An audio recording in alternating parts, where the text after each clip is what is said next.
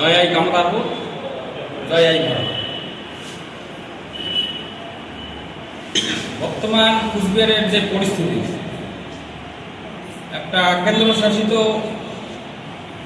ব্যাপার আর একটা রাজ্য দুইটে বর্তমান কুচবিহারের মানে লাঞ্ছনা বঞ্চনার সব পাশে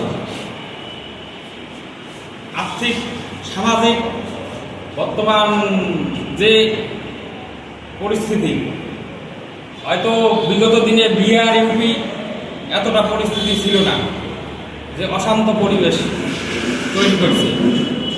আর আর্থিক দিক দিয়ে সব লুটতারাস, রাজ্য সেন্ট্রাল দুইজনে না। বেকারের সংখ্যা হিসেব করলে পরে ভারতবর্ষের মধ্যে 1 নম্বরে কুচবিহার।